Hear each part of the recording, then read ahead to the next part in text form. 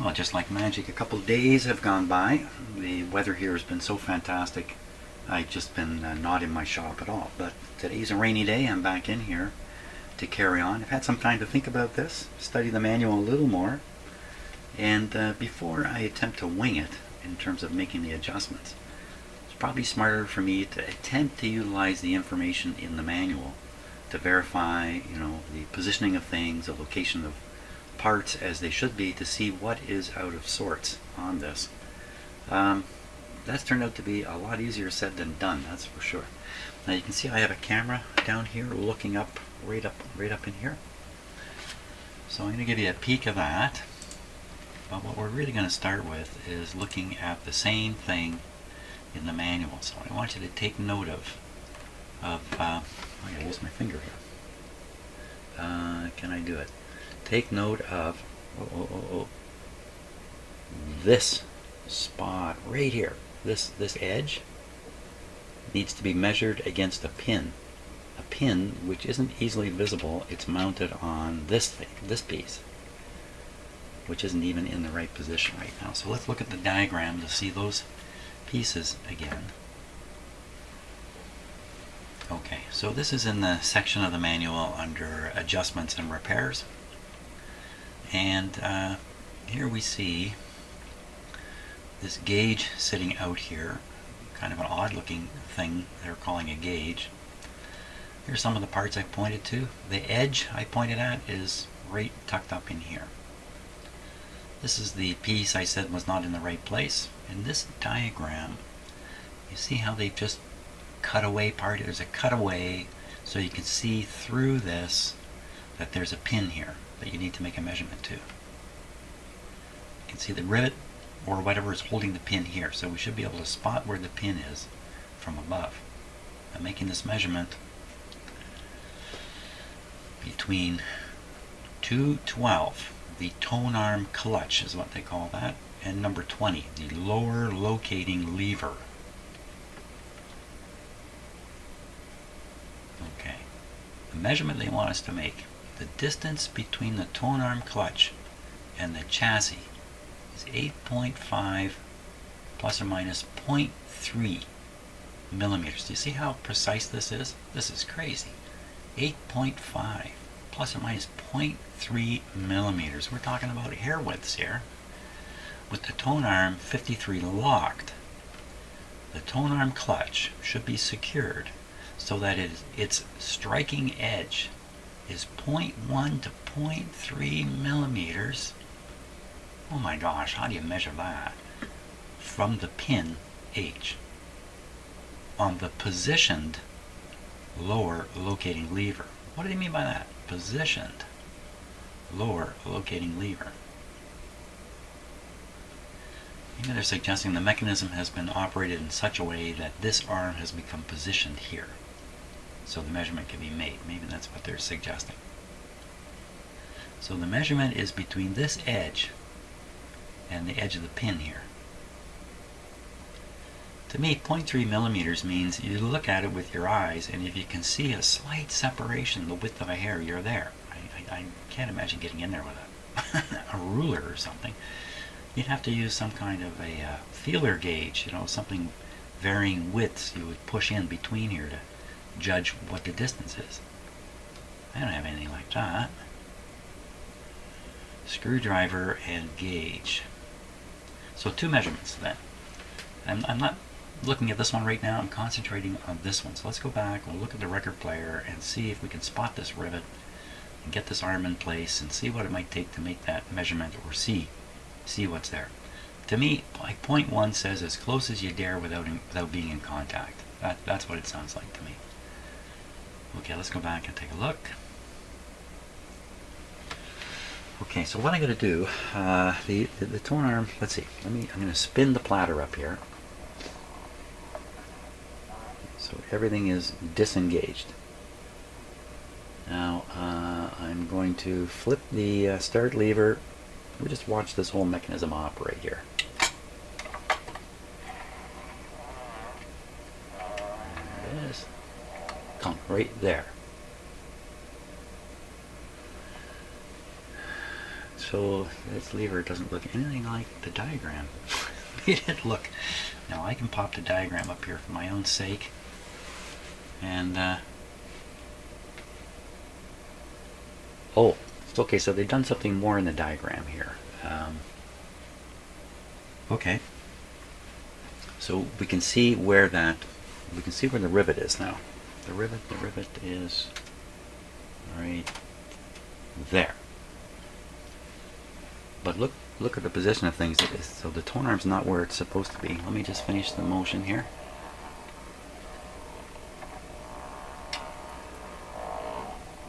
Okay, so now it's playing the record. Now I'm going to move the tone arm into the center and trip it. Still tripping way too far in. Right, slow down, slow down, slow down.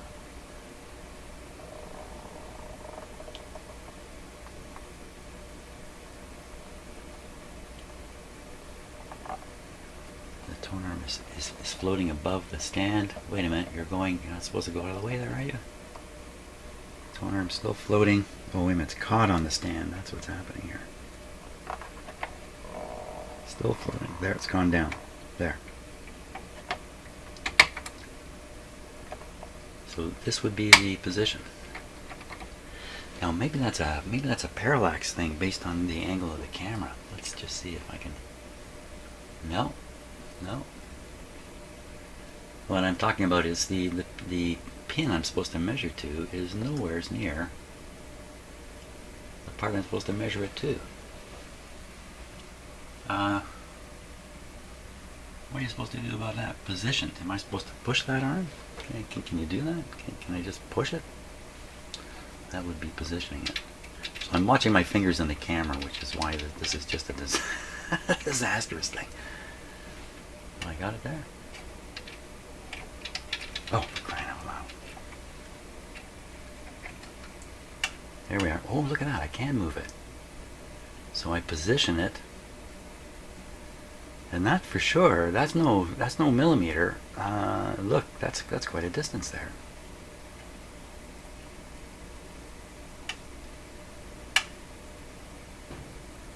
Let's see if I can get a little bit of a better look at it here.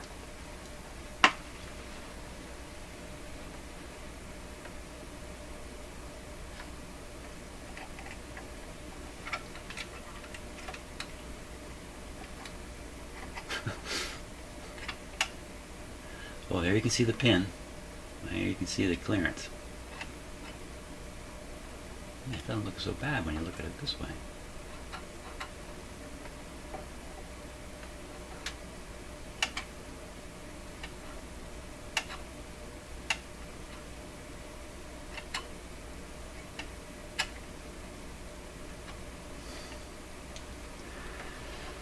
Oh my gosh. So in the diagram is shown with the record player flipped upside down, completely upside down. I think I'm going to have to do the same thing here because I am not going to be able to work up with the camera here. You can see I can't even move my hand, let alone take any meaningful action. So what I'm going to do is I'm going to flip the whole record player upside down and work on it there.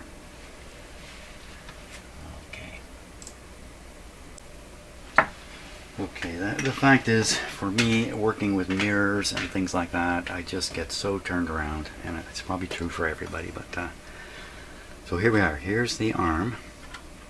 The little section on the diagram where they showed a piece missing, they also shortened this up so it looks a lot shorter than it actually is.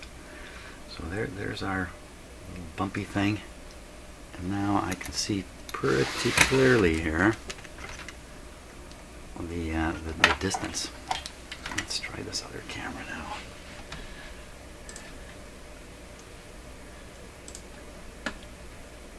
The other question is going to be, how exactly do you adjust this? Loosen those the two screws here, and rotate the whole plate.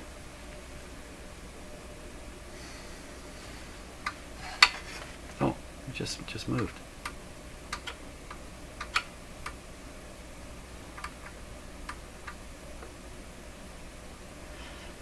You know, when I look down in this hole here, that the wires are going through. I'm going to get this really close here because there's something that's concerning me. This may be part of the problem here. Let me focus that in. Yeah. So I'm looking down. I'm looking at the screw that's holding against the shaft inside. Wow, there's a couple things here. One screw is in further than the other. I guess that's maybe not even important, but it's caused an eccentricity in the two things that are not coaxial. Exactly. The main thing though is the one screw there. You could see it's only catching the bottom edge of that inner tube. I'm going to guess the inner tube is going right up to the tone arm. It's the tone arm support. And should that be sunk down like that? Or has something else shifted? The whole tone arm is high on this? I'm going to have to find the measurement for this, because I don't think they would make this so that the screw would only partially engage like that. That seems odd. I wonder if somebody has come in here and taken this thing apart and then put it back together and was never able to just simply set all the adjustments. The other thing I'm noticing is in the top right corner of the image, you see a metal bar sticking out. Can you see there's metal debris on it there? What is that from?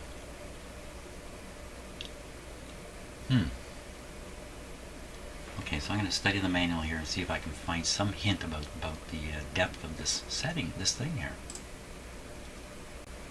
Okay, I'm going to drag you through the manual with me here, and we're going to see anywhere, and it shows it in a diagram, or I think this is it right in here, I think. I think that's the locking screw. This shows something protruding here. I'm not sure what I'm looking at here. Let's look at another diagram from above. That will show us. It does appear in a number of these diagrams. So here's one. So the thing we're looking at is right here. And I would say this diagram shows the inside part flush with the bottom of this. There's the locking screw there. Shows it flush.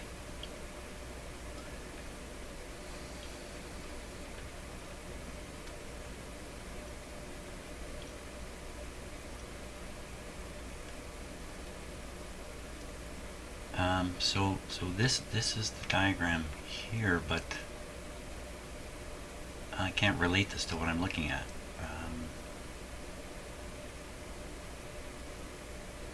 Yeah, I really can't. This is titled Tone Arm Replacement.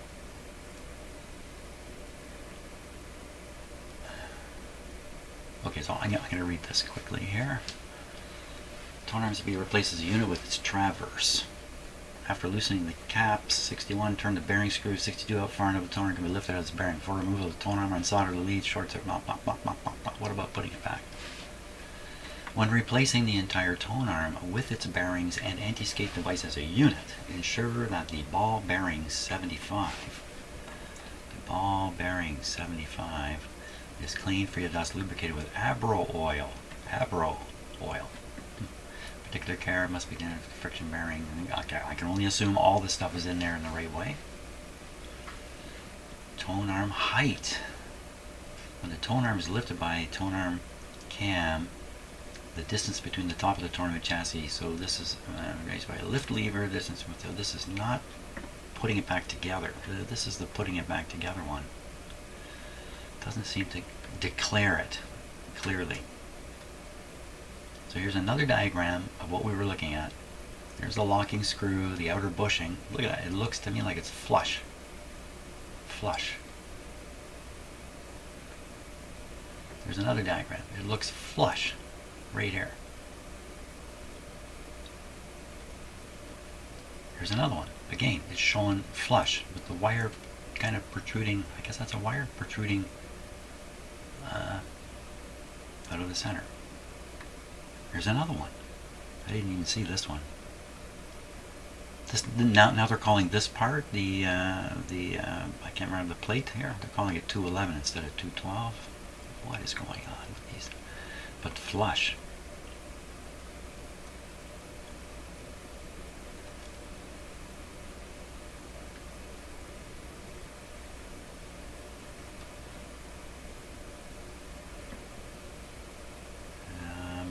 Not sure if this is what we're looking at here. These are diagrams not quite related.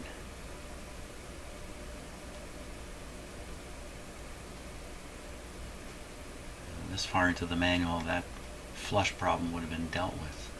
There it is right there. Is that it right there? 68, lower control lever.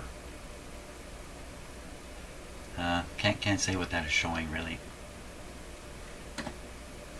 But it wouldn't conflict with it being flush. Here's another. This is the eccentric control. Not sure what they're showing here. Starting lever. There's another shot of it just up here, but they just not quite in the diagram. That's 212 again.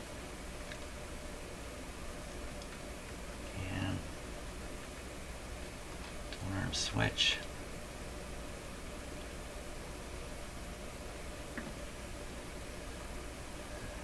I don't think we're going to find any direct instructions here on this situation, but it sure looks a certain way. There's another diagram now. They're not actually showing it here.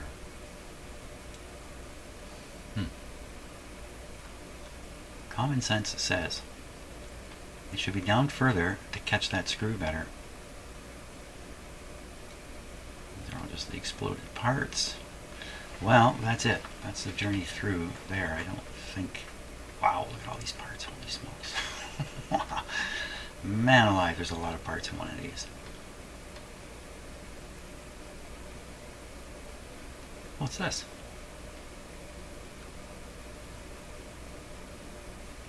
I'm necessary when magnetic cartridge is used.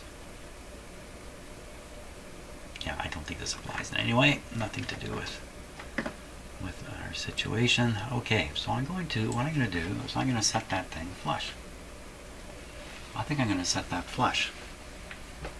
And what I think it's doing, I think it's affecting the height of the tone arm. The actual distance in there, you know, if they're talking fractions of a millimeter making a difference in this player, then that's lots of millimeters there. Okay. Don't need the close-up camera to see this happen.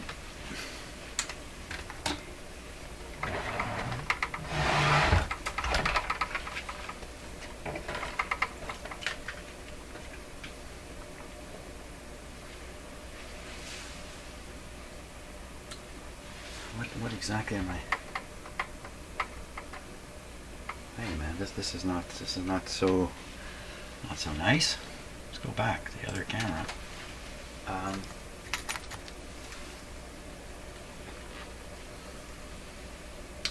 So if I'm going to push that up, that sleeve in there up, something has to kind of come down from up here.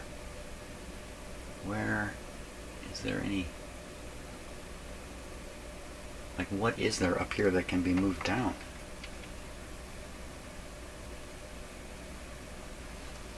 Because everything looks flush to the deck. Oh, maybe not. Look at that. Okay, well, I'm going to loosen the screws off, and hopefully we won't have the tone arm fall right out. Tone arm is currently locked in place, so it probably won't happen.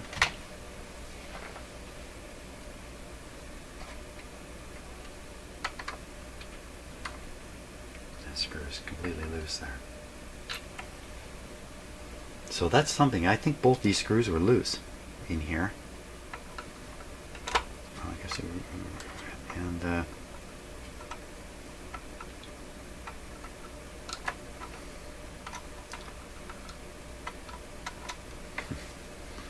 right. You get a screwdriver in there. tiny screwdriver.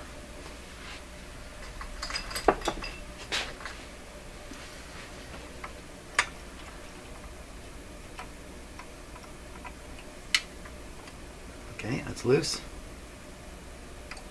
Nothing fell out. Now, what can I push up?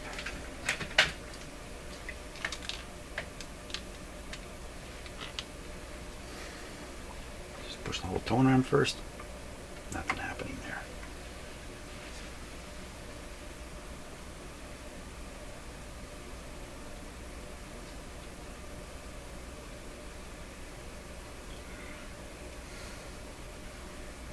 It does look like the tone arm is sitting high. Now how can it be high? Because this part is coming with it too. Well, I guess this could be a little lower because all it's doing is engaging with the spring here. See, there was some kind of weird interference in this record player, causing the tone arm to be thrown across the record or thrown wildly around at some point. And it could be because of just, you know, things not in the right position here.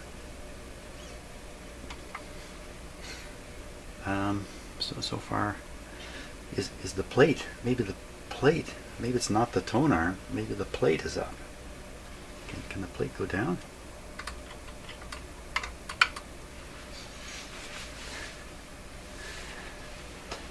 Okay, I'm going to loosen these off a little more, make sure there's absolutely no grip from them. No grip there.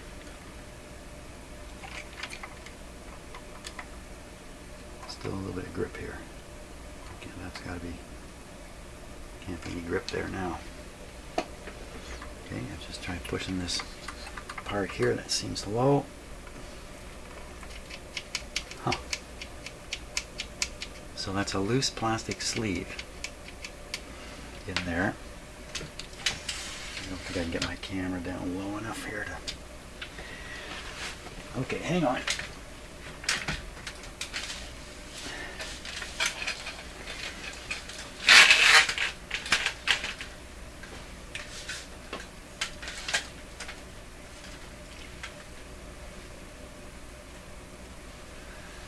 What we're looking at, so I noticed this black sleeve has a space at the top, but I just also noticed now the sleeve has travel.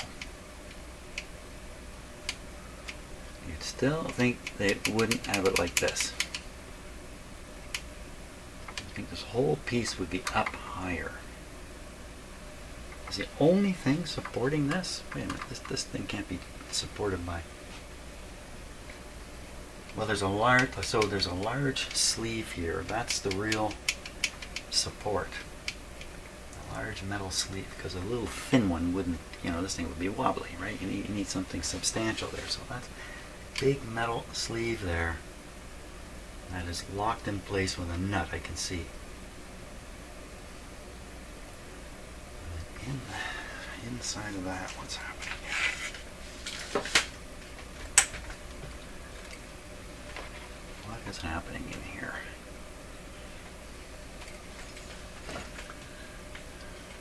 Get rid of the automatic focus on this camera.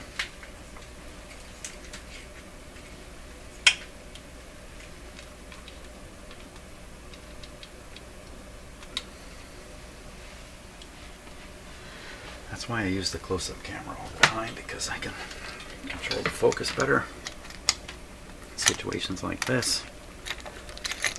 What we're going to do. We're going to switch.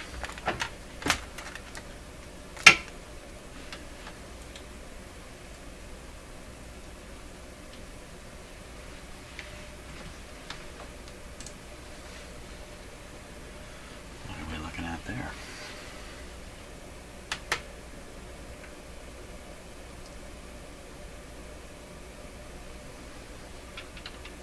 The shaft is up under here. Very, very hard to get a look at.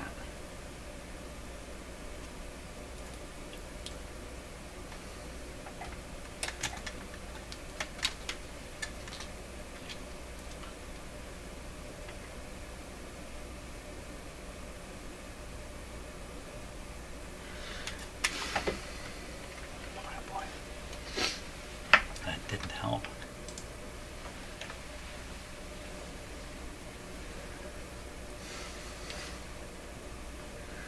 So the shaft and plate are not in the, you know what, no, I was going to say, it looks like the shaft has actually moved into a better position. Look at that. This whole plate just went down. Oh no. Okay, let's raise it up. So it is the plate. Let's see if I can just help out on the focus here a little bit. Camera's focusing on background items and things like that. Okay, so this is good. I get the plate lined up on the edge, like that. Now we need to have the plate rotated in the right position, and that was that measurement. And the measurement was from the leading edge of over here to that bumper as close as you dare. Okay, with the thing locked in place. It's locked in place, so I'm going to swing this plate. I'm going to swing the plate. That's contact. And we'll go back 0.1 to 0.3 millimeters. That would be there. Holy smokes. Really? And I'm going to try to tighten this up, these screws up, and do it in a more balanced way this time, without moving the plate. Okay, got some grip there. A little bit of grip makes a big difference. Shorter. So is this really the problem? I don't know. Or if I just introduced a whole new world of pain here. Okay, that one's in. Now we'll put a little strength into this. Here. See the difference in the handle width on these two screwdrivers? Oh, this guy's like got 10 times the power of this thing.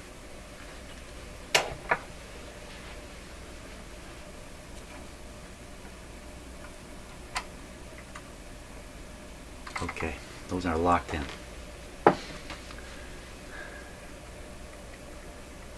No contact here. What do? We play it now and see what happens? Is that all there is to it? That could be it. That could be all there was to it. Oh my God, I never dreamed something like that. Okay, I'll flip this guy back up. Yeah, I guess we got to test it. I don't know what else to do. The trick here is the wires are containing this thing. The wires down here. So I gotta rotate it.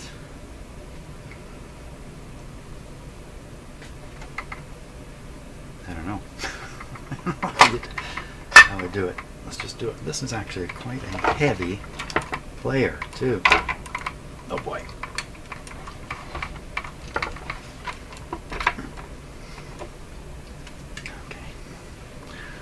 It'll play well on an angle like that.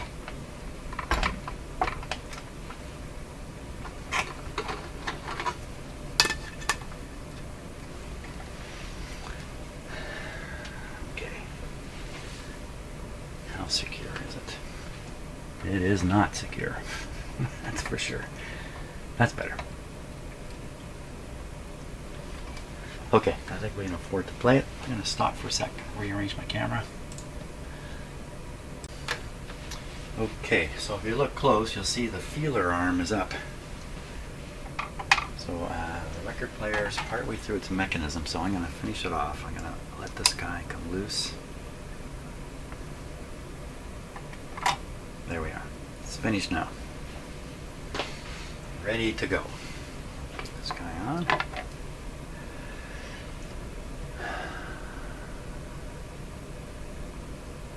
The lock is off. Okay, Mr. Record Player, what do you do now?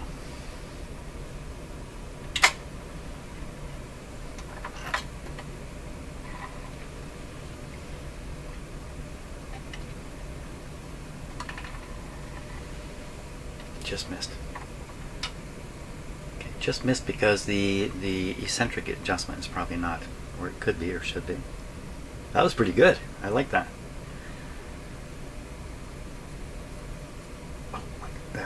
just going to let this play. See if it'll trigger now in the right place. It's been triggering here on the paper. It's all about the speed at which the tone arm moves at this point. It's in the regular grooves, it's hardly moving. Once it gets to the center, it'll move rapidly, and that's what triggers the mechanism. There it goes. Come on, trigger. Oh, fantastic. Fantastic. Okay, it's going to turn itself off, or what's it going to do this time? Well, that's not the best deal either. So, a little bit of funny business there, but I think just by making a few minor adjustments, we'll get rid of that. That was the problem. Oh my gosh. You know, there's no way you can have anything like that in your head when you start on these things. Hey, maybe the 2 set screws are loose in the back here and the whole thing is the plate is dropped. That's what probably caused all this stuff. No, no. Wow, I'm pretty excited. Pretty excited by that. So, too excited to continue. I'm going to take a break and come back in a few minutes. We'll finish it off. So what I've been doing is I've been doing this. Move it over, turns it on automatically, or trips the on switch, and I'm just bringing it over here, tripping the pickup. And every time I've done it, except this time of course, it's gone a little further and set properly. This time it missed. Looked to me like it was sorting itself out. That's a pretty tough switch. It's pretty tough. Maybe that's the problem. It's having a hard time pushing the switch.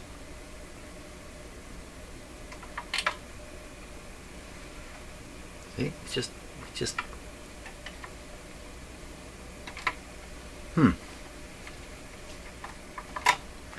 So what happened there was it seemed to bring the tone arm back to about here. Kind of stall right around here, but when I moved the tone arm, it seemed to be free of any mechanics. It was just drifting. Doesn't feel free now. Feels free in there. So I don't know if lubricating the on-off switch mechanism. There's been no lubrication done on this unit, as far as by me anyway. Missed again. So great. I was going to show you that it started working on its own, but false show. Hey, let's put it on 45. Well, it didn't look like it. Oh, it's off. Okay, maybe at 45 it'll throw it on properly. Let's see what happens. There, see, it just threw it right over in the right spot. Well, almost the right spot. Really, just a tiny amount out. Now, what's the adjustment for that? Let's get another run. Oh, you see it bounce? Oh, one barrel. And missed again. So it's not starting in quite the right spot either. It's starting just off the edge. So let's solve that and see if that doesn't somehow fix this. I don't know how, but so we want the set down. So what I'm going to do, I'm going to turn the power off. We're going to engage the mechanism. We're going to bring the needle over the tone arm to where it's going. Hey, what are you doing? Well, come on. What are you stopping for?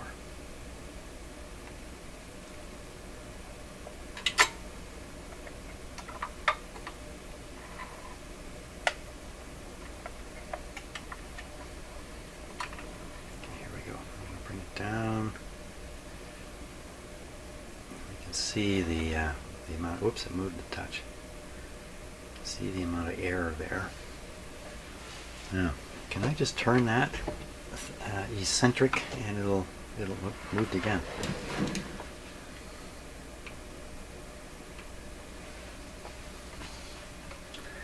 No, the eccentric adjustment is not available through the hole with the tone arm in that position.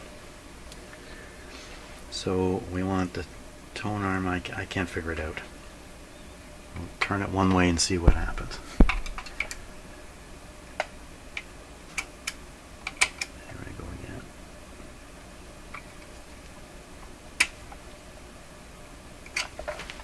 Why so hard to turn?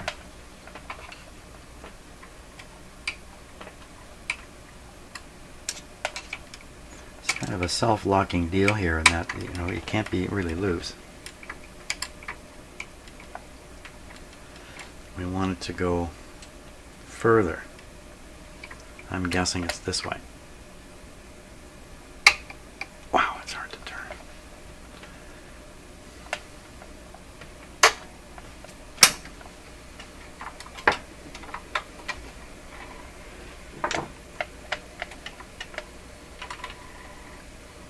It looks further out. It's further out. Bad guess. So now we want to go back the other way and then back the other way.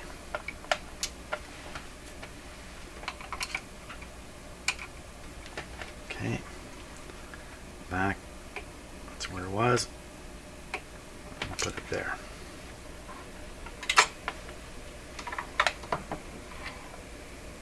It's probably a more direct way than this sort of empirical try and see thing. Just missing now. Gotta go a little further. A little further. I'm going to take a look at that thing and see where it is.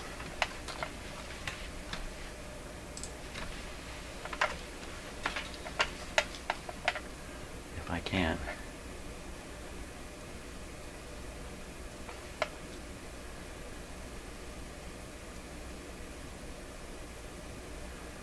Well,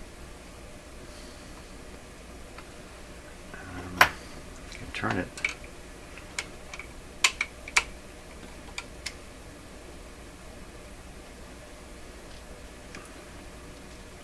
Too many things at once here.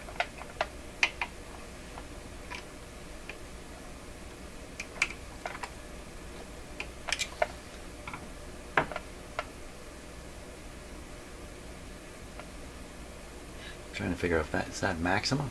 Is that a maximum position?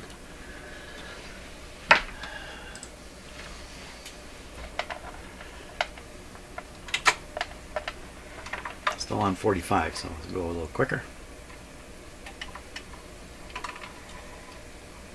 Really close, but not quite there. Not quite there. There's a little more left in that adjustment, the way it looks to me. And then we're at the limit of what it can do. About like that.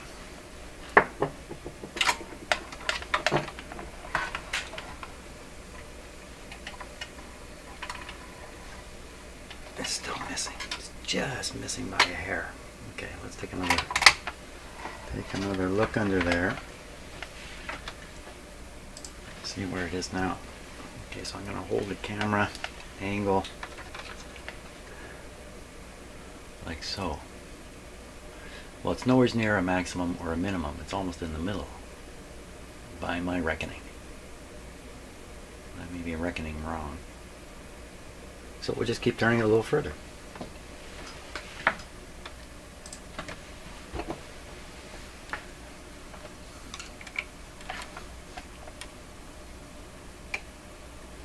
Let's try that.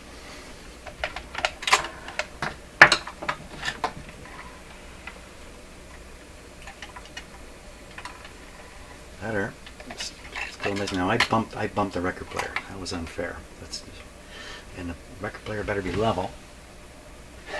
Looks good enough. Okay, don't touch anything. Hands off.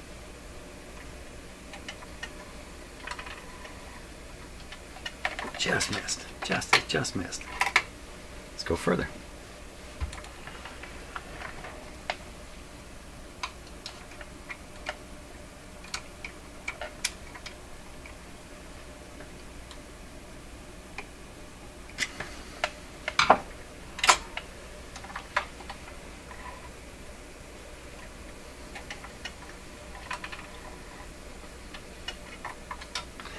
Comes down whack onto the record player. Well, okay, so that seems okay for the moment. what does it do now upon stopping? Now it's on 45, so it's got a little extra momentum here. There she goes.